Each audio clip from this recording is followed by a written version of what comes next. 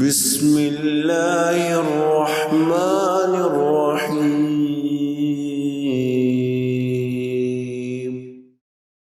نحمده ونصلي على رسوله الكريم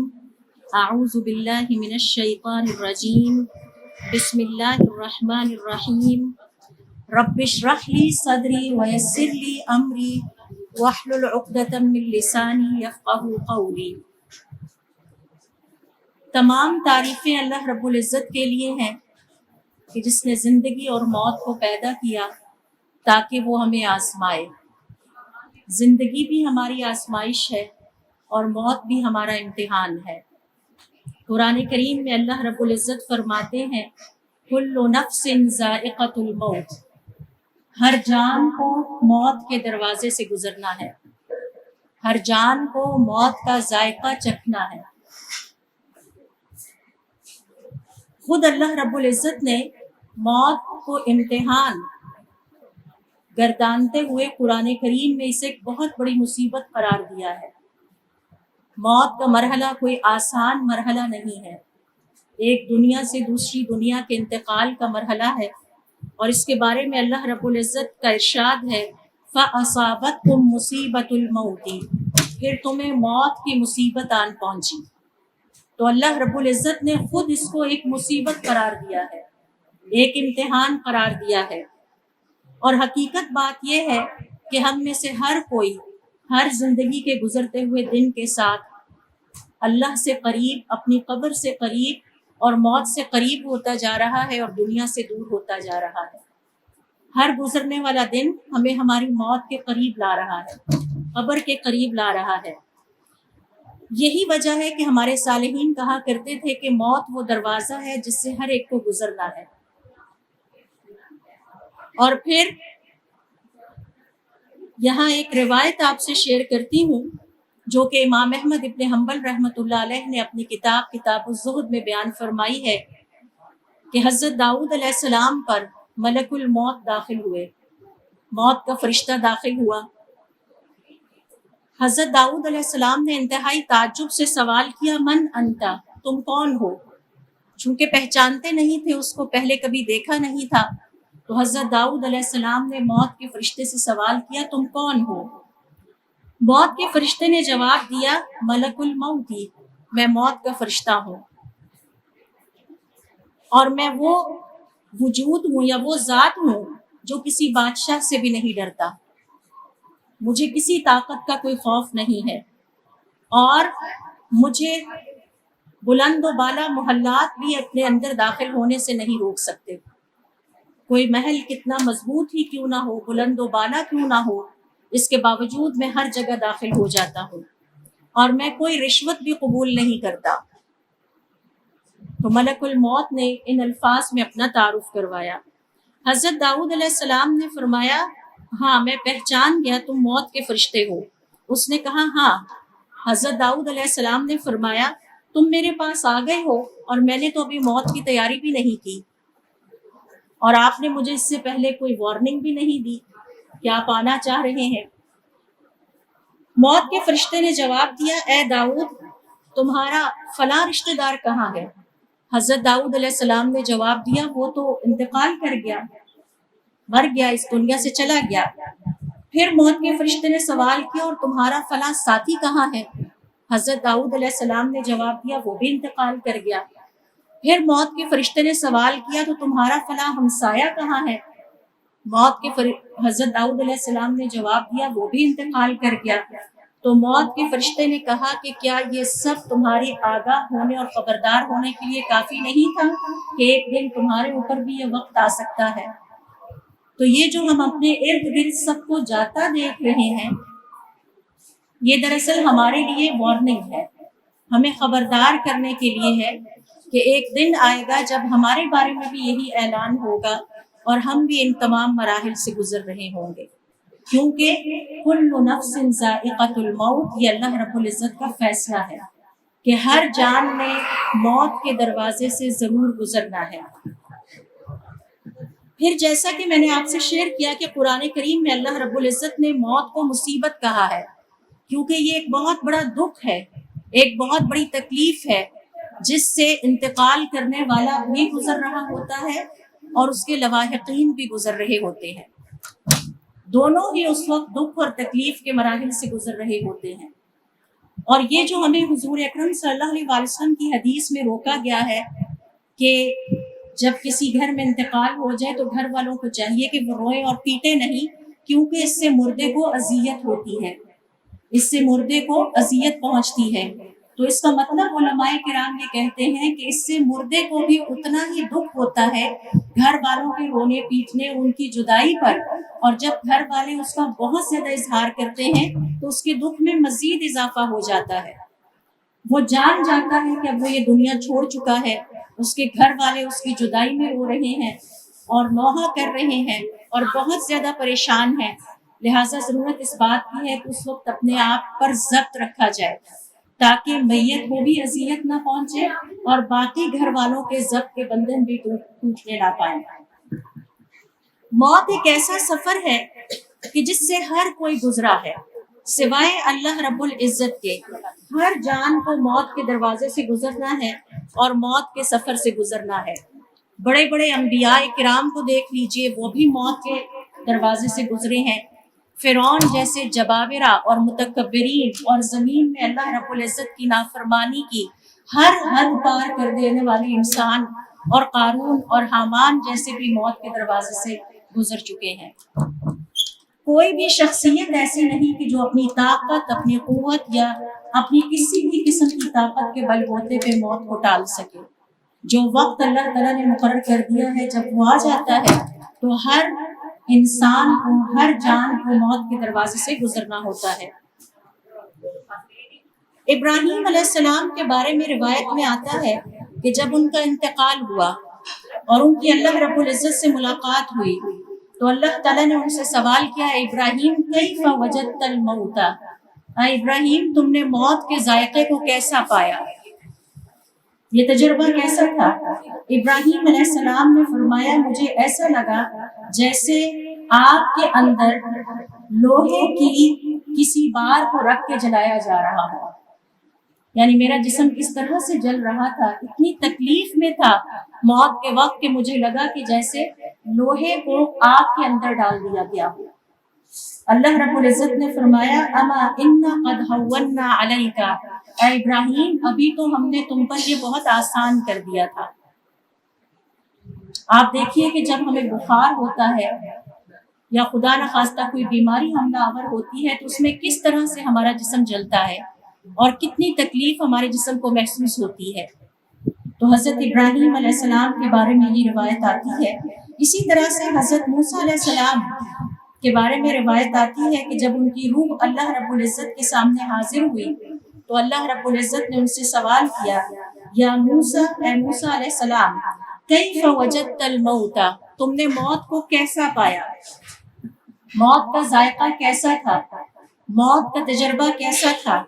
انہوں نے جواب دیا مجھے ایسا لگا کہ جیسے میں ایک بھیڑ ہوں اور کسی قصاب کے ہاتھوں میں ہوں. تو یہ وہ اپنے موت کا تجربہ اپنے خالق سے جا کے بیان کرتے ہیں. اسی طرح سے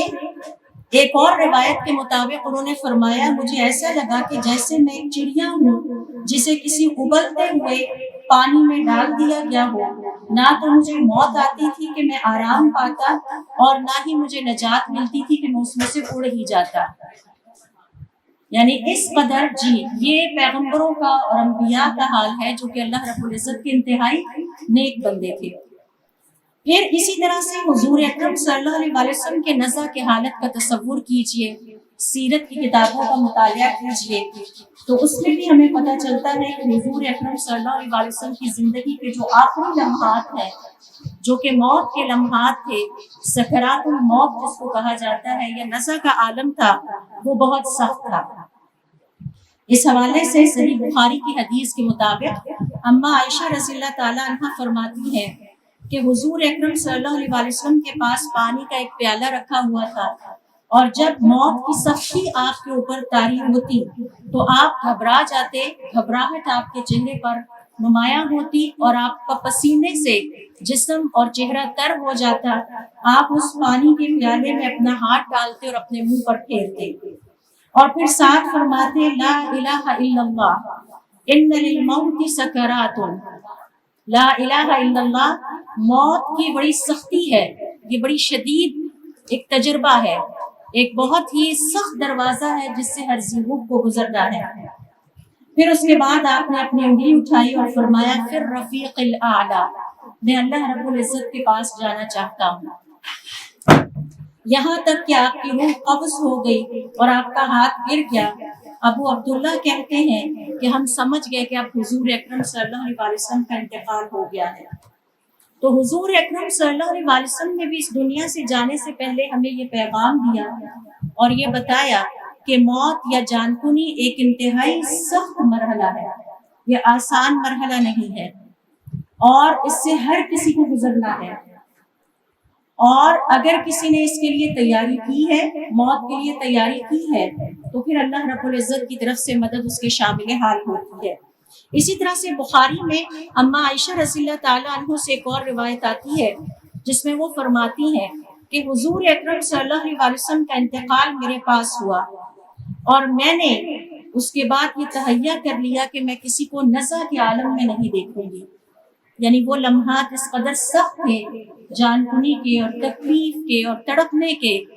کہ میرے دل میں یہ خیال پیدا ہوا کہ میں آئندہ کسی کے بھی قریب اس حالت میں نہیں جاؤں گی، یہ دیکھنا بہت مشکل ہے۔ اسی طرح سے ایک اور روایت میں ہے جو کہ صحیح روایت ہے کہ جب حضور اکرم صلی اللہ علیہ وسلم بیمار ہوئے اور ان پر آخری لمحات کی جان کنی طاری ہوئی اور آپ انتہائی گھبراہٹ کی حالت میں تھے، تو آپ کی بیٹی حضرت فاطمہ رضی اللہ تعالی عنہا اپنے والد کی اس گھبراہٹ اور تکلیف کو دیکھ کر برداشت نہ کر سکیں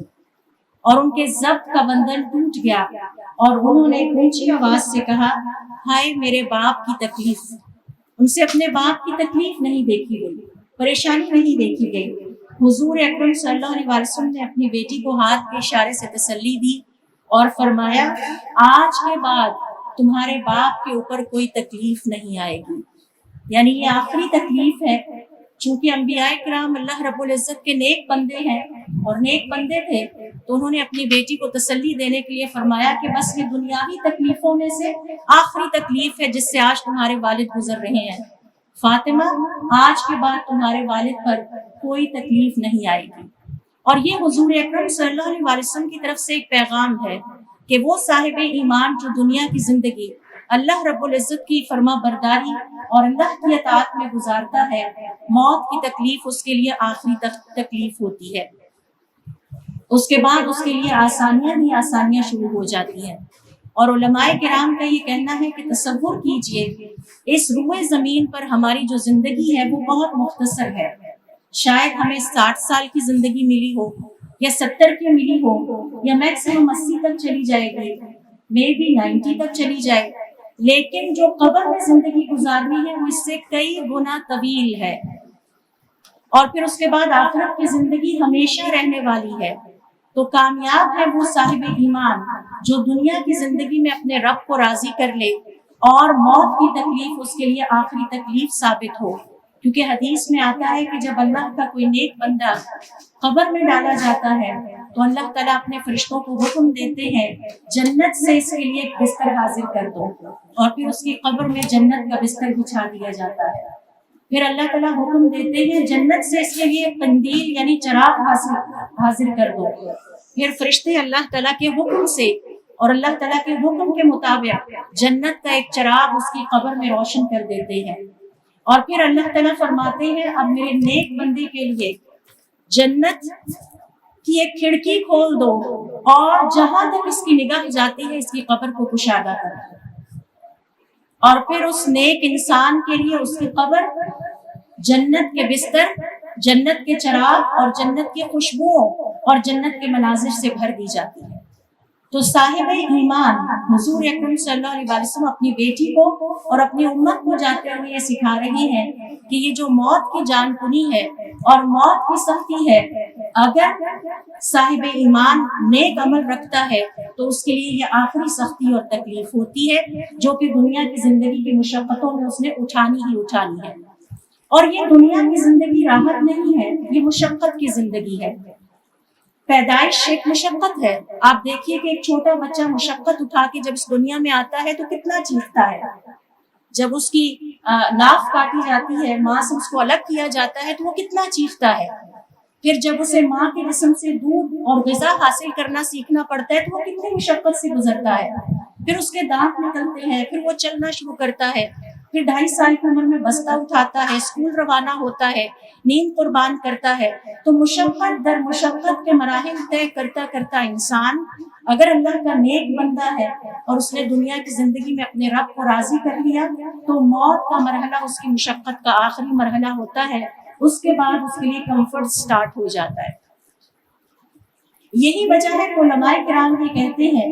کہ قبر دراصل ہمارے اعمال کا صندوق ہے جس میں ہم اپنے اعمال رکھتے جا رہے ہیں. اگر ہماری زندگی میں اللہ رب العزت کی فرما برداریاں ہیں، اللہ رب العزت کی اطاعت گزاری ہے اور اللہ تعالیٰ کی فرما برداریاں نیک اعمال ہیں، اگر یہ نیک اعمال ہم بنا بنا کے اپنے قبر میں رکھتے جا رہے ہیں تو یقیناً ہماری قبر جنت کے باغات میں سے ایک ہوگی اور موت کی مشقت انشاءاللہ ہمارے لیے آخری ہوگی. لیکن اگر ہماری زندگی اللہ تعالیٰ کی نافرمانیوں سے عبارت ہے اور اللہ تعالیٰ کی نافرمانیاں گناہ ہیں اور ہم اپنی قبر کے صندوق میں اللہ تعالیٰ کی نافرمانیاں بنا بنا کے رکھتے جا رہے ہیں تو اس کے اوپر ہمیں سوچنا چاہیے کہ ہم اپنی آخرت کی کیسی تیاری کر رہے ہیں. ہمارے گھر والے، ہمارے پیارے، ہماری اولادیں اپنی آخرت کی تیاری کیسی کر رہی ہیں؟ کیونکہ موت کی کوئی ترتیب نہیں ہے. 80 سال والے لوگ بیٹھے ہوتے ہیں اور 19-20 سال والے اس دنیا سے چلے جاتے ہیں. موت کی کوئی ترتیب نہیں ہے. ہم میں سے ہر ایک کا اپنا ایک کیلنڈر ہے، اپنا ایک وقت مقرر ہے اور ہمارا سب سے بڑا امتحان یہ ہے کہ یہ جو زندگی کے لمحات اللہ تعالیٰ نے ہمیں عطا کیے ہیں یہ اللہ تعالیٰ کی فرما برداریوں سے پر ہے یا اللہ تعالیٰ کی نافرمانیوں سے پر ہے. اور اگر یہ اللہ تعالیٰ کی نافرمانیوں میں گزر رہے ہیں تو ہمیں یاد رکھنا چاہیے کہ یہ نافرمانیاں، اللہ تعالیٰ کی نافرمانیاں دنیا کی زندگی میں نحوست اور بے برکتی کا باعث بنتی ہیں، موت کے وقت سختی بنتی ہے اور آخرت کی زندگی میں جہنم کی آگ بنتی ہے. وہی حدیث جو میں نے آپ سے شیئر کی کہ جس میں جب نیک بندے کو ڈالا جاتا ہے تو اللہ تعالیٰ فرماتے ہیں کہ اس کے لیے جنت سے بستر بچھا دو، جنت کا چراغ فانوس لا کے اس کی قبر میں لگا دو اور جنت کی طرف سے کھڑکی کھول دو اور جنت کے اندر تک جہاں تک اس کی نظر جاتی ہو اس کی قبر کو وہاں تک وسیع کر دو. اسی حدیث میں آتا ہے کہ جب ایک نافرمان بندے کو قبر میں ڈالا جاتا ہے تو ظاہر ہے کہ اس کے لیے آگ کا بستر بچھایا جاتا ہے اور اس کی قبر آگ کا گڑھا بن جاتی ہے. اللہ رب العزت ہمیں توفیق عطا فرمائے کہ ہم زندگی کے اس امتحان سے کامیاب ہو کر گزرے اور اپنے رب کو راضی کر کے جائیں تاکہ موت اور اس کے بعد کے مرحلے ہمارے لیے آسان ہو جائیں. یہ زندگی بہت مختصر ہے، 60 سال جی لیں گے. مڑ کے اگر ہم اپنی پچھلی زندگی پہ دیکھیں تو حیرت ہوتی ہے یہ کہاں گزر گئی اتنی تیزی کے ساتھ. اور اسے کا ذکر قرآن کریم میں اللہ رب العزت فرماتے ہیں کہ جب انسان کو قیامت کے دن اٹھایا جائے گا تو وہ دنیا کی زندگی کو یاد کرتے ہوئے کہے گا میں نے چند لمحات دنیا کی زندگی میں گزارے ہیں. اسے چند لمحات سے زیادہ یاد نہیں ہوں گے. آج اگر ہم بھی اپنی پچھلی زندگی پر نظر ڈالیں تو ہمیں چند لمحات سے زیادہ یاد نہیں آئیں گے. اسی طرح سے دیکھیے ایک اور روایت کے مطابق حضور اکرم صلی اللہ علیہ وسلم پر جب نزع کا عالم طاری تھا اور آپ بہت تکلیف میں تھے اور اماں عائشہ رضی اللہ تعالیٰ عنہا کہتی ہیں کہ مجھ سے آپ کی تکلیف دیکھی نہیں جا رہی تھی اور آپ کی بیٹی اس وقت بول پڑی اور کہنے لگی کہ ہائے میرے ابا جان کی تکلیف. تو آپ صلی اللہ علیہ وسلم نے اپنی بیٹی کو تسلی دیتے ہوئے کہا فاطمہ یہ تمہارے باپ کی آخری تکلیف ہے، یہ تمہارے والد کو اس کے بعد انشاءاللہ تکلیف نہیں آئے گی کیونکہ وہ اللہ کے برگزیدہ بندے تھے. انہیں یقین تھا کہ جب میں آگے جاؤں گا تو میرا رب میرے ساتھ انتہائی اچھا سلوک کرے گا. تو ایک اور روایت میں آتا ہے کہ آپ نے فرمایا اے میری پیاری بیٹی تمہارے باپ کے ساتھ وہی کچھ ہو رہا ہے جو کہ قیامت تک ہر ذی روح کے ساتھ ہوتا رہے گا.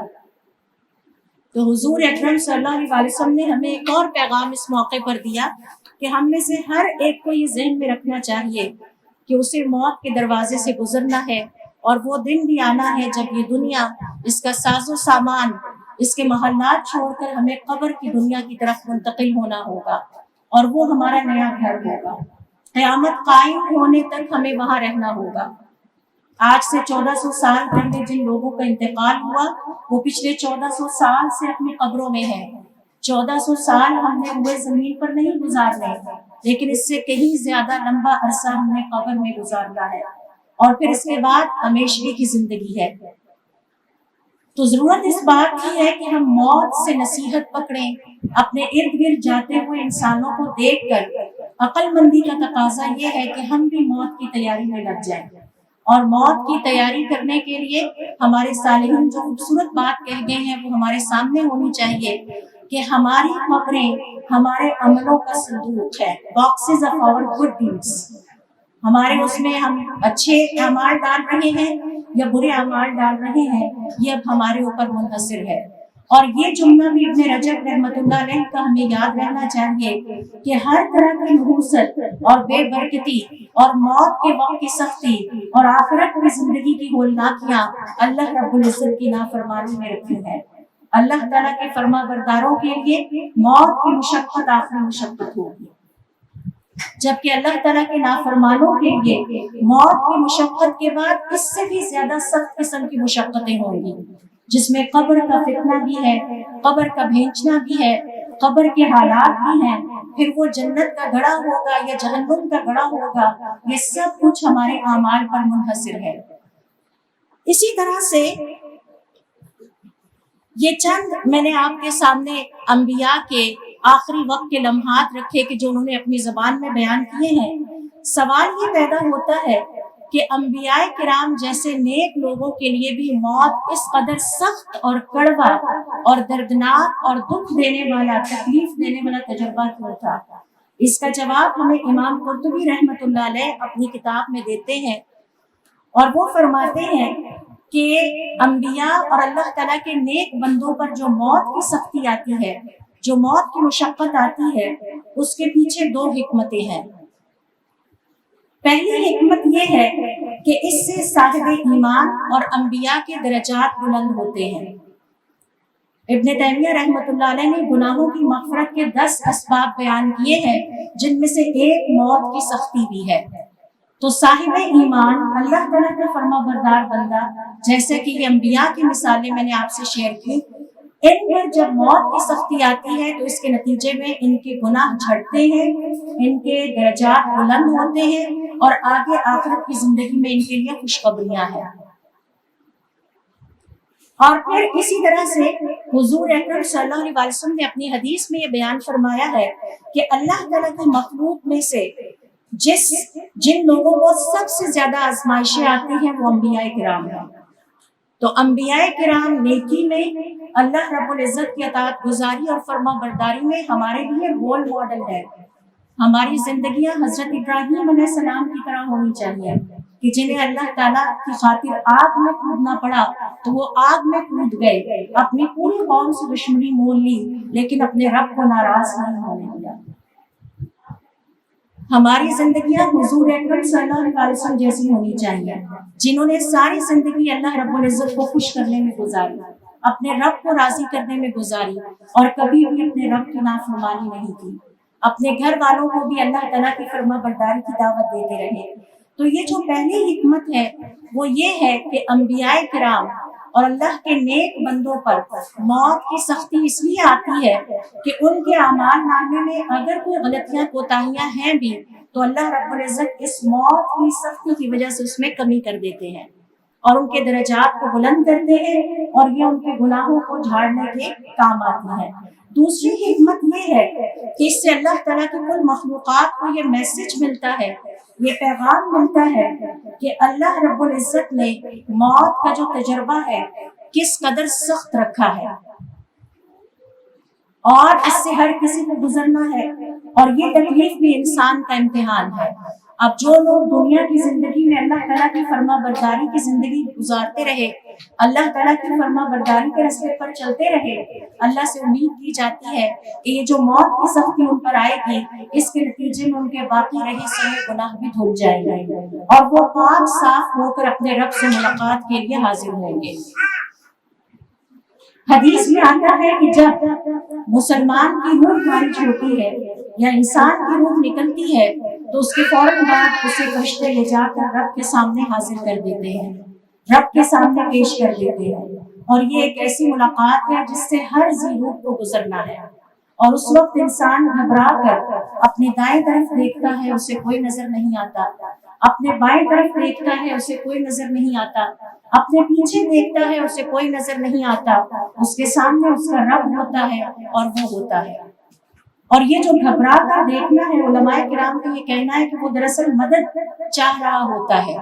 وہ لمحات بھی بڑے سخت ہوں گے جب ہمیں ہمارے رب کے روبرو کھڑا کیا جائے گا، اور پھر ہمارا رب سوال کرے گا، میرے لیے کیا لے کر آئے ہو؟ مجھ سے تو تم نے اتنا کچھ لیا، اب مجھے بتاؤ کہ میرے لیے کیا لے کر آئے ہو۔ لَتُسْأَلُنَّ يَوْمَئِذٍ عَنِ النَّعِيمِ، اس دن تم سے ایک ایک نعمت کے بارے میں سوال کیا جائے گا۔ اور پھر اسی دوران جب اس کو غسل دیا جاتا ہے اور پھر جب اسے قبرستان کی طرف لے جایا جاتا ہے اور قبر میں ڈالا جاتا ہے تو اس کی روح رب سے ملاقات کر کے واپس آ جاتی ہے اور قبر میں وہ منکر اور نکیر کے سوالوں کا جواب دینے کے لیے تیار ہو جاتا ہے۔ تو یہ جو دوسری حکمت ہمیں سمجھ میں آتی ہے وہ یہ ہے کہ اللہ رب العزت نے ہمارے سامنے یہ مثال رکھی ہے انبیاء کی بھی، کہ کس طرح سے انبیاء کرام کو بھی اور ہر مخلوق کو، ہر انسان کو موت کا یہ ذائقہ چکھنا ہے، اس کی مشقت اٹھانی ہے، تاہم یہ مشقت مسلمان کے لیے اور اللہ تعالیٰ کے فرما بردار کے لیے آخری مشقت ہوگی، اور اس کے بعد اس کے لیے بہترین زندگی ہے ہمیشگی والی، جبکہ جو اللہ رب العزت کا نافرمان ہے اس کے لیے اس کے بعد اس سے بھی زیادہ شدید اور سخت ترین مشقتیں ہیں۔ اب یہ تو صورتحال ہے کہ انبیاء کرام پر یہ وقت کتنا سخت آیا اور کس طرح سے گزرا، اس کا ذکر اللہ رب العزت نے قرآن کریم میں بھی کیا ہے کہ جو اللہ تعالیٰ کے نافرمان، جنہیں اللہ تعالیٰ ظالم کہتے ہیں، اور ظالم کون ہوتا ہے؟ جو اپنی جان پر ظلم کرتا ہے، تو اللہ تعالیٰ کا نافرمان دراصل اپنی جان کو ضائع کرنے والا ہوتا ہے۔ اپنی جان کی حفاظت کرنا ہمارا فرض ہے، جب ہم اللہ تعالیٰ کی نافرمانی کرتے ہیں تو گویا ہم اسے آپ کے حوالے کر رہے ہوتے ہیں۔ تو ان ظالمین کے بارے میں اللہ رب العزت کس طرح سے پکچر پینٹ کرتے ہیں، ذرا دیکھیے سورۃ الانعام کی آیت نمبر 93، وَلَوْ تَرَىٰ إِذِ الظَّالِمُونَ فِي غَمَرَاتِ الْمَوْتِ، اور کاش کہ تم دیکھ سکو اللہ کے نافرمان بندوں کو جب یہ جان کنی کی حالت میں ہوتے ہیں، نزع کی حالت میں ہوتے ہیں۔ وَالْمَلَائِكَةُ بَاسِطُو أَيْدِيهِمْ، اس وقت فرشتوں نے ان کی روحیں نکالنے کے لیے ان کی طرف اپنے ہاتھ بڑھاتے ہیں، پھیلاتے ہیں۔ الْيَوْمَ تُجْزَوْنَ عَذَابَ الْهُونِ، اور ان سے کہتے ہیں آج تمہارے لیے انتہائی ذلت اور رسوائی والا عذاب ہے۔ یہ منظر ہے اس شخص کی جان نکلنے کا، اور فرشتے اس کی جان نکال رہے ہیں جو اللہ رب العزت کا نافرمان ہے، کہ فرشتے اپنے ہاتھ آگے بڑھاتے ہیں اور انسان کو پتہ چل جاتا ہے کہ اب میری جان نکلنے کا وقت آ گیا ہے، اور ساتھ کہتے ہیں الیوم تجزون عذاب الہون، آج تمہارے لیے انتہائی ذلت اور رسوائی والا عذاب ہے، بما کنتم تقولون علی اللہ غیر الحق، جو تم اللہ کے حوالے سے ناحق باتیں کیا کرتے تھے، وکنتم عن آیاتہ تستکبرون، اور تم اللہ کے حکم آ جانے کے باوجود ان کی پابندی نہیں کرتے تھے۔ بدترین تکبر اللہ رب العزت کے حق میں تکبر کا مظاہرہ کرنا ہے، اور بدترین تکبر یہ ہے کہ اللہ تعالیٰ کسی کام کے کرنے کا حکم دے اور پھر اس کو نہ کیا جائے۔ فرعون نے اسی تکبر کی حد پار کر دی تھی۔ فرعون اللہ تعالیٰ کے سامنے سرکشی اور بغاوت کے حوالے سے بدترین مثال ہے کہ جس کا انجام پھر اللہ رب العزت نے ہم سب کے سامنے رکھا کہ جو اللہ رب العزت کے احکام کی پابندی نہیں کرتے، اللہ تعالیٰ کے احکام کی پیروی نہیں کرتے، آخرکار انہیں اس طرح کے دردناک جان کنی کے عالم سے گزرنا پڑتا ہے۔ ان کی جان نکالتے وقت ہی فرشتے انہیں بتا دیتے ہیں کہ تمہاری یہ مشقت آخری مشقت نہیں ہے، اب اس کے بعد اگلی مشقتیں میں تمہارا انتظار کر رہی ہیں، کیونکہ قبر ہمارے اعمال کا صندوقچہ ہے۔ ہم اس میں کس طرح کے اعمال رکھ رہے ہیں اس کا کھلا اختیار اللہ تعالیٰ نے ہمیں دیا ہے۔ آج اگر ہم فیصلہ کر لیں کہ ہم نے اللہ کی نافرمانی والی زندگی گزارنی ہے، ہمارا ہاتھ کوئی نہیں روکے گا۔ اللہ تعالیٰ کے فرشتے آ کے ہمارے ہاتھ نہیں روکیں گے، نہ ہمارے قدموں کو روکیں گے۔ جو ڈھیل اللہ نے ہمارے لیے مقرر کی ہوئی ہے وہ ہمیں مل کے رہے گی۔ اور آج اگر ہم فیصلہ کر لیں کہ ہم نے اللہ تعالیٰ کی فرما برداری والی زندگی گزارنی ہے تاکہ ہماری قبر کے صندوق میں ہمارے نیک اعمال ہمارا استقبال کریں، تو اس کے لیے بھی ہمیں مکمل آزادی اور اختیار حاصل ہے۔ حسن بصری رحمۃ اللہ علیہ سے کسی نے کہا مجھے موت سے بہت خوف آتا ہے۔ حسن بصری رحمۃ اللہ علیہ نے فرمایا اپنا مال وہاں بھیجو۔ اس شخص نے حیرت سے پوچھا میں آپ سے کہہ رہا ہوں مجھے موت سے خوف آتا ہے، آپ مجھے کہہ رہے ہیں اپنا مال وہاں بھیجو۔ حضرت حسن بصری رحمۃ اللہ علیہ نے فرمایا انسان کے دل میں مال کی محبت بڑی شدید ہے، جب تم اپنا مال وہاں بھیجو گے تمہیں موت اچھی لگنے لگے گی، کیونکہ تمہیں پتا ہوگا کہ آج وہ دن آ گیا ہے کہ جب میں اپنے مال سے ملاقات کرنے جا رہا ہوں۔ تمہارا مال تمہارا استقبال کرے گا۔ اور اس کا کیا مطلب ہے؟ یعنی اللہ کی راہ میں خوب صدقہ کرو۔ ایک اور شخص نے امام حسن بصری رحمۃ اللہ علیہ سے فرمایا کہ مجھے موت اور آخرت سے بہت خوف آتا ہے، قبر سے بہت خوف آتا ہے۔ تو انہوں نے فرمایا اس لیے کہ تمہاری دنیا آباد اور آخرت برباد ہے، اپنی آخرت کو آباد کرو تاکہ تمہارا وہاں کل کو جب جاؤ تو دل لگے۔ ایک اور تابعی جو تھے وہ ہر چیز صدقہ کر دیتے تھے، ضرورت کی چیزیں رکھ کے باقی ہر چیز صدقہ کر دیتے۔ تو ان سے کسی نے سوال کیا کہ یہ آپ کیا کرتے ہیں؟ تو انہوں نے جواب دیا جہاں جا کے مجھے ہمیشہ رہنا ہے میں اپنے اس گھر کو آباد کرنا چاہتا ہوں تاکہ میرا ایمان میرا وہاں استقبال کرے۔ تو یہ ہے اس قول کا مطلب کہ قبر ہمارے اعمال کا صندوق ہے، باکس آف آور ڈیڈز۔ اب یہ ہمارے اوپر ڈیپینڈ کرتا ہے کہ ہم وہاں پہ کس طرح کے اعمال اپنے استقبال کے لیے رکھ رہے ہیں۔ ڈیفینیٹلی اگر یہ اچھے اعمال ہوں گے تو ہمیں وہاں جاتے ہوئے خوشی اور راحت محسوس ہوگی کہ ہم نے کافی کمائی کر کے وہاں بھیجی ہوئی ہے۔ اور اگر ہمارے اعمال اچھے نہیں ہوں گے اور آخرت برباد اور ویران ہوگی اور قبر میں بھی پتہ ہوگا کہ بربادی اور ویرانی ہے تو وہاں جانے سے گھبراہٹ محسوس ہوگی۔ اسی طرح سے یہاں علماء کرام ایک سوال اٹھاتے ہیں کہ سوال یہ پیدا ہوتا ہے کہ اگر موت کی سختی سب پر آتی ہے، انبیاء کرام تک موت کی سختی سے گزرے ہیں، نیک انسانوں کو بھی موت کی مشقت سے گزرنا ہوگا، تو ایسے میں نیک اور برے انسان میں فرق کیا ہے؟ تو علماء کرام کا یہ کہنا ہے کہ یہ دونوں برابر نہیں ہے۔ جہاں تک نیک انسان کا تعلق ہے تو جیسے حضور اکرم صلی اللہ علیہ وسلم نے اپنی بیٹی کو تسلی دیتے ہوئے فرمایا فاطمہ یہ تمہارے باپ کی آخری مشقت ہے، آخری دکھ اور تکلیف ہے، اس کے بعد تمہارے باپ کو دکھ اور تکلیف نہیں آئے گا۔ تو علماء کرام کا یہ کہنا ہے کہ صاحب ایمان کی یہ آخری مشقت اور تکلیف ہوتی ہے،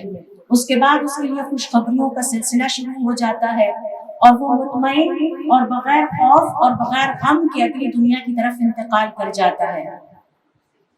اور بلکہ حدیث میں آتا ہے کہ جب نیک بندہ قبر میں اپنا شاندار استقبال دیکھتا ہے، اپنے لیے جنت کا بستر بچھا ہوا دیکھتا ہے، اپنے لیے جنت کا فانوس پاتا ہے اور اپنی قبر کو جنت کے اندر کشادہ دیکھتا ہے تو ایک تمنا کرتا ہے، ایک خواہش کرتا ہے، اور وہ یہ کہ مجھے ایک موقع دیا جائے میں جا کے اپنے گھر والوں کو بتاؤں، تو اسے یہ موقع دینے سے انکار کر دیا جاتا ہے۔ اللہ تعالیٰ ہمیں اپنے نیک بندوں میں شامل ہونے کی توفیق عطا فرمائے۔ اللہ تعالیٰ ہمیں اس موت سے پہلے اس کی تیاری کرنے کی توفیق عطا فرمائے.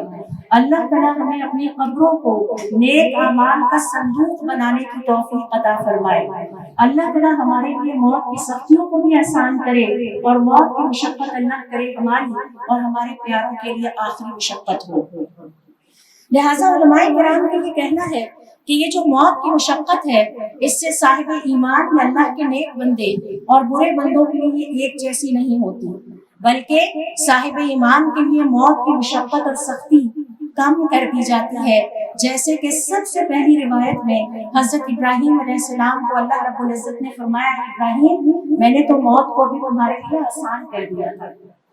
تو پھر بھی تم نے اتنی تکلیف محسوس کی کہ مجھے حضرت ابراہیم علیہ السلام نے کیا فرمایا تھا اپنے رب سے، کیا میرے رب مجھے یوں لگ رہا تھا کہ جیسے آگ کے اندر کوئی لوہے کی سلاخ تپ رہی ہو. یہ حضرت ابراہیم علیہ السلام کے الفاظ ہیں. لیکن اس کے مقابلے میں جو اللہ تعالیٰ کے نافرمان ہوتے ہیں، جو اللہ رب العزت کے حق میں تکبر کا مظاہرہ کرتے ہیں، جو اپنی پسند اور اپنی چاہت کے مطابق اپنی زندگی بسر کرنے کا فیصلہ کرتے ہیں، ان کے لیے موت کی سختی اور جان کنی میں اضافہ ہو جاتا ہے اور ان کے لیے مشقتوں اور تکلیفوں کا ایک نیا سلسلہ شروع ہو جاتا ہے. اور یہ سلسلہ موت کا ہوتا ہے. اس کے بعد اللہ تعالیٰ سے ملاقات ان کے لیے انتہائی تکلیف دہ اور پریشان کن ہوتی ہے. اس کے بعد قبر کے فتنے سے وہ انتہائی تکلیف سے گزرتے ہیں. اور ذرا تصور کیجئے کس قدر بدقسمت ہوگا وہ انسان جس کے بارے میں اللہ تعالیٰ فرمائے اس کے لیے جہنم کا بستر بچھا دو اور اس کی قبر کو جہنم کے اندر دور تک کھلا کر دو تاکہ یہ خوب اچھی طرح سے جہنم کی آگ کو چکھے. اور حدیث میں آتا ہے کہ مومن کی روح جنت کے درختوں پر اڑتی رہتی ہے، کھاتی پیتی ہے، انجوائے کرتی ہے. جب دوبارہ قیامت کے لیے سور پھونکا جائے گا تو وہ روح دوبارہ جسم میں لوٹا دی جائے گی. تو اس طرح سے ہم یہ نہیں کہہ سکتے کہ یہ جو جنت کی سختی ہے اور یہ جو موت کی جان کنی ہے اور موت کی سختی ہے، اس میں نیک اور بد دونوں برابر ہیں، بلکہ دونوں میں فرق ہے. یہ جو موت کی سختی ہے یہ صاحب ایمان اور نیک بندوں کے لیے آخری سختی ہے، جبکہ اللہ تعالیٰ کے نافرمانوں کے لیے سختیوں اور مشقت کا آغاز ثابت ہوتی ہے. آئیے ذرا دیکھتے ہیں اس حوالے سے ہمارے علماء کرام اور ہمارے صالحین موت کے بارے میں کیا کہہ گئے ہیں. ابو درداء رضی اللہ تعالیٰ عنہ کے پاس سے ایک جنازہ گزرا تو آپ کھڑے ہو گئے اور آپ کے چہرے کا رنگ بدل گیا اور آپ نے فرمایا تم چلو، ہم بھی تمہارے پیچھے پیچھے چلے آ رہے ہیں. ہم انسان بھاگتے دوڑتے سرپٹ دوڑ رہے ہیں اپنی آخرت کی طرف. ہر روز ہم اپنی قبر سے قریب ہوتے چلے جا رہے ہیں اور دنیا سے دور ہوتے چلے جا رہے ہیں. بھاگتے دوڑتے یہ ٹائم گزر رہا ہے. تو ابو درداء رضی اللہ تعالیٰ عنہ فرماتے ہیں چلو ہم بھی تمہارے پیچھے پیچھے چلے آ رہے ہیں. تو گویا انہوں نے اپنے ساتھیوں کو یہ احساس دلایا کہ آج جو منظر ہم کسی کے جنازہ جانے کا دیکھ رہے ہیں، کل کو ہم خود اس منظر کا حصہ ہوں گے جب ہمارا بھی جنازہ جا رہا ہوگا اور لوگ ہمیں بھی اسی طرح سے ہماری صندوق کے، ہمارے اعمال کے صندوق یعنی قبر کے حوالے کر کے گھروں کو آ جائیں گے. اسی طرح سے ایک اور جگہ میں فرماتے ہیں کہ انسان کو نصیحت دینے کے لیے موت ہی کافی ہے. جب دوسروں کو جاتا دیکھے تو اس سے ہم نصیحت پکڑیں اور اس موت کی تیاری کے لیے ہم محنت کرنا شروع کر دیں. اور پھر آگے چل کے فرماتے ہیں کہ یہ جو موت ہے، آج ہم اپنے محلات میں زندگی گزار رہے ہیں، اس موت کی وجہ سے کل ہم قبروں میں زندگی گزاریں گے جو کہ کیڑے مکوڑوں کا گھر ہے. اس کیڑے مکوڑوں کے گھر میں ہم نے زندگی گزارنی ہوگی. اسی طرح سے امام غزالی رحمۃ اللہ علیہ فرماتے ہیں کہ یاد رکھیے جو شخص دنیا داری میں مگن رہا اور اس نے اپنے رب کو راضی کرنے کے لیے کوئی نیک عمل نہیں کیے، اس کا دل موت کو یاد کرنے سے غافل ہو جاتا ہے. اور ایسے لوگوں کے بارے میں سورۃ الجمعہ کی آیت نمبر 8 میں اللہ رب العزت کا ارشاد ہے، قل ان سے کہہ دیجئے ان الموت الذی تفرون منہ، جس موت سے تم بھاگتے ہو، فإنہ ملاقیکم، یہ تمہیں آ کر رہے گی. ثم تردون الی عالم الغیب، پھر تمہیں عالم غیب کی طرف لوٹایا جائے گا، والشہادۃ فینبئکم بما کنتم تعملون، پھر تمہیں تمہارا رب بتائے گا تم کیا عمل لے کر اس کے پاس آئے گا۔ حافظ ابن رجب رحمۃ اللہ علیہ فرماتے ہیں عقل مند صاحب ایمان وہ ہے جو موت کے آنے سے پہلے اس کے لیے تیاری کر لے، اور اس کی تیاری کا ایک ہی طریقہ کار ہے کہ جتنے نیک عمل کر سکتے ہیں کرتے چلے جائیں، اور اللہ تعالیٰ کی نافرمانیوں کو اپنی زندگی سے نکال دیں، تاکہ موت کے بعد ایک بہترین زندگی اور ایک راضی رب ہمارا استقبال کرے۔ اسی طرح سے حافظ ابن حجر اسقلانی کہا کرتے تھے کہ موت کے لیے تیاری کا ایک طریقہ کار یہ ہے کہ جب تم رات کو اپنے بستر پر آؤ تو وضو کر کے آؤ، تمہیں کچھ پتہ نہیں ہے تمہارا آخری وضو ہو اور یہ تمہاری آخری رات ہو۔ اور پھر وہ یہ بھی کہا کرتے ہیں اللہ تعالیٰ میں آپ سے اس رات سے پناہ مانگتا ہوں جس کی صبح جہنم کی آگ ہو۔ ایسی رات کبھی اللہ رب العزت ہمارے مقدر میں نہ لائے اور ہمیں توفیق دے کہ ہم موت سے پہلے موت کی تیاری کر سکیں۔ اسی طرح سے ابو درداء رضی اللہ تعالیٰ عنہ نے ایک شخص کو جنازے میں دیکھا تو وہ سوال کر رہا تھا یہ کون ہے، یعنی ابو درداء رضی اللہ تعالیٰ عنہ کے بارے میں سوال کیا یہ کون ہے؟ ابو درداء نے فرمایا کہ یہ آنے والے وقت کا جنازہ ہے، یعنی وہ اپنے آپ کو مردوں میں سمجھتے تھے کہ جس طرح یہ ایک جنازہ ہے اسی طرح سے ہم بھی چلتے پھرتے جنازے ہیں، ایک وقت ہے جو کہ سب پر آنا ہے۔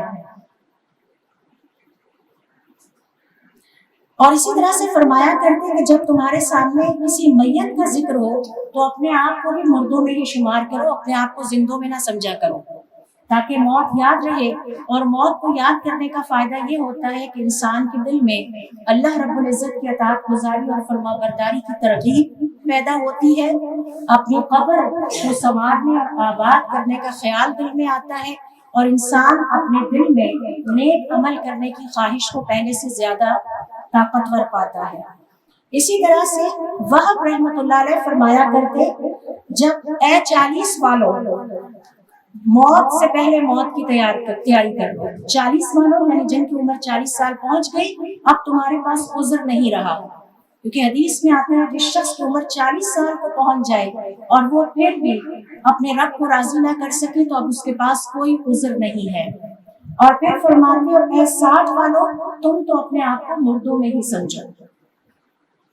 تو اس طرح سے ہمارے صالحین اپنے آپ کو موت کی یاد کرواتے رہتے تھے تاکہ وہ اپنی زندگی کو اللہ رب العزت کی اطاعت گزاری اور فرما برداری اور اعمال صالحہ میں گزارے۔ اسی طرح سے سفیان الثوری کہا کرتے تھے جو حضور اکرم صلی اللہ علیہ وسلم کی تم میں سے عمر کو پہنچ جائے اب اسے چاہیے کہ وہ اپنا کفن بنا کے رکھ لے۔ آپ صلی اللہ علیہ وسلم کی عمر 60 سال تھی، تو جس کی عمر 60 سال ہو جائے اسے چاہیے کہ وہ اپنا کفن تیار کر کے رکھ لے۔ اسی طرح سے حافظ ابن رجب رحمۃ اللہ علیہ کہا کرتے تھے کہ اگر کسی شخص کو اللہ تعالیٰ کا کلام یعنی قرآن کریم بھی اللہ کی نافرمانی میں اسے نہیں روکتا تو اس کے سفید بال تو اسے اللہ کی نافرمانی سے روکے، اور اگر اس کے سفید بال بھی اسے اللہ کی نافرمانی سے نہیں روکتے تو اپنے ارد گرد نظر ڈالے اس کے کتنے ساتھی موت کا شکار ہو چکے، اب تو وہ اللہ کی نافرمانی سے باز آ جائے۔ تو قرآن کریم پہلا ڈراوا ہے، آگاہ کرنے کے لیے ہے کہ ہم آخرت کی تیاری کر لیں۔ سفید بال اللہ رب العزت کی طرف سے دوسرا پیغام ہے کہ اب تیاری کرنے آگے بہت اہم مرحلہ آنے والا ہے۔ حضرت لقمان اپنے بیٹے کو نصیحت کرتے ہوئے فرماتے ہیں بیٹے تیاری کر لو، آگے بہت دشوار گزار گھاٹی ہے، وہ گھاٹی پار کرنا ہر کسی کے بس میں نہیں ہوگا سوائے اس کے جس کے ساتھ اللہ کی مدد ہوگی، بہت سارے تو اس گھاٹی میں ہی ڈوب جائیں گے۔ اسی طرح سے ربیع ابن خیثم رحمۃ اللہ علیہ فرمایا کرتے تھے موت کو کثرت سے یاد کیا کرو، یہ وہ ذائقہ ہے جس کا تمہیں کوئی تجربہ نہیں ہے، یہ وہ ذائقہ ہے جو ایک ہی دفعہ چکھنا ہے، اس کی کوئی پریکٹس نہیں ہے، اس کا کوئی تجربہ نہیں ہے، لہٰذا اس کے لیے بہت اچھی تیاری کر لو۔ ابو درداء رضی اللہ تعالیٰ عنہ فرمایا کرتے تھے جو مومن موت کو زیادہ یاد کرے گا اس کی دنیاوی زندگی میں خوشی کم ہو جائے گی اور اس کا حسد بھی کم ہو جائے گا۔ موت کو کثرت سے یاد کرنا حسد کو کم کرتا ہے، حسد کا علاج ہے۔ جب انسان کو یہ پتہ چل جائے کہ اگرچہ کسی کے پاس مجھ سے زیادہ ہے، اس نے بھی چھوڑ کے چلے جانا ہے اور مجھے بھی چھوڑ کے چلے جانا ہے، تو اس کے بعد حسد کی گنجائش نہیں رہتی۔ تو موت کو یاد کرنا بہت ساری بیماریوں کا علاج ہے۔ ان میں سے ایک بیماری ہے کہ دنیا کی محبت دل میں کم ہوتی ہے۔ جب پتہ ہے کہ اس کو ہم نے چھوڑ جانا ہے تو پھر اس کو کیا دل لگانا اور اس کے پیچھے کمپٹیشن میں پڑنا اور مقابلے میں پڑنا، اور اسی طرح سے حسد بھی ختم ہو جاتا ہے۔ جب پتہ ہے کہ اس کو ہم نے چھوڑ جانا ہے تو اس سے کیا فرق پڑتا ہے کسی کے پاس سونے کا پہاڑ ہو اور میرے پاس صرف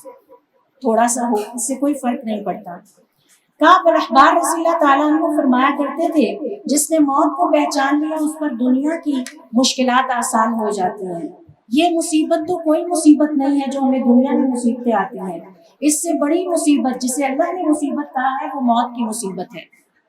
اللہ تعالیٰ نے فرمایا کہ یہ بڑی مصیبت ہے، تو وہ ساری مصیبتوں سے بڑی مصیبت ہے جس سے انسان نے گزرنا ہے۔ صفیہ رضی اللہ تعالیٰ عنہ فرماتی ہے کہ میں بیٹھی ہوئی تھی اماں عائشہ رضی اللہ تعالیٰ عنہ کے پاس کہ ایک خاتون نے آ کے شکایت کی کہ میرا دل بڑا سخت ہو گیا ہے۔ اماں عائشہ نے پوچھا وہ کیسے؟ خاتون نے جواب دیا میں قرآن پڑھتی ہوں لیکن مجھ پہ اثر نہیں ہوتا، میں اچھی باتیں سنتی ہوں لیکن میرے عمل میں تبدیلی نہیں آتی، تو میرا دل سخت ہو گیا ہے، مجھے بتائیے میرا دل کیسے نرم ہو؟ تو انہوں نے جواب دیا موت کو کثرت سے یاد کیا کرو، اپنے لیے قبر تیار کرو اور اسے دیکھا کرو، تمہارا دل نرم ہو جائے گا۔ اس نے جا کے ایسا ہی کیا، واپس آ کے اماں عائشہ کا شکریہ ادا کیا۔ تو آخرت کو یاد کرنا، اپنا کفن تیار کر لینا، بیٹھ کے چند لمحات میں تنہائی میں اپنا حساب کتاب کرنا کہ میں نے اپنے اعمال کے صندوق میں کتنے اعمال بھیج رکھے ہیں، اعمال زیادہ ہیں یا بدعمالیاں زیادہ ہیں، اس سے دل نرم ہوتے ہیں۔ عمر ابن عبدالعزیز رحمۃ اللہ علیہ فرمایا کرتے کہ جو موت کو زیادہ یاد کرے گا وہ دنیا کے تھوڑے سے بھی راضی رہے گا۔ دنیا کا زیادہ سامان وہ انسان اکٹھا کرتا ہے جسے موت یاد نہیں ہے، وہ سمجھتا ہے کہ شاید میری خوشی اس سامان میں ہے۔ تو جو موت کو یاد رکھنے والے ہوتے ہیں وہ تھوڑی سی چیز پر بھی راضی ہو جاتے ہیں اور اس کو کافی سمجھتے ہیں۔ احمد ابن حنبل رحمۃ اللہ علیہ فرمایا کرتے موت کو یاد کرنے سے دنیا کی تمام مشکلات آسان ہو جاتی ہیں۔ جب انسان یہ سوچتا ہے کہ آج کسی ایک کے انتقال پر مجھے اتنا دکھ ہوا، اس دن میری کیا کیفیت ہوگی جس دن میں سب کو چھوڑ کے جاؤں گا، جب سب مجھ سے جدا ہو جائیں گے، میرے سارے بچے چھوٹ جائیں گے۔ آج تو ایک چھوٹا تو مجھے اتنا دکھ ہے نا، جب میرے سارے ہمسائے، میرے دوست احباب جن کے ساتھ میں گپ شپ کرتا تھا، میں اٹھتا بیٹھتا تھا، سارے رشتے دار، گھر، پیاری سے پیاری چیز، تمام ملنے جلنے والوں کو چھوڑ کر جب میں تن تنہا قبر میں اٹھوں گا تو ذرا تصور کیجیے وہ کتنی بڑی مصیبت ہے۔ ایک کو چھوڑنے کا دکھ اور ہر چیز چھوڑنے کا دکھ۔ اور جیسا کہ میں نے آپ سے شیئر کیا کہ حدیث میں آتا ہے کہ میت کو اس بات کا پتہ ہوتا ہے کہ اب وہ انتقال کر گیا ہے، اور جب اس کے گھر والے روتے پیٹتے ہیں تو اس کے دکھ میں مزید اضافہ ہوتا ہے کہ یہ سب میری وجہ سے پریشان ہے۔ تو آج دنیا کی زندگی میں کسی ایک کے انتقال ہونے پر ہمیں اتنا دکھ ہوتا ہے، تو کیوں اللہ تعالیٰ نے موت کو مصیبت کہا ہے؟ کیونکہ اس دن ہم سب کچھ چھوڑ کے چلے جائیں گے، ہم سے سب کچھ لے لیا جائے گا۔ انا للہ و انا الیہ راجعون، یہ وہ سبق ہے جو ہمیں ہر لمحے اپنے آپ کو یاد دلاتے رہنا چاہیے۔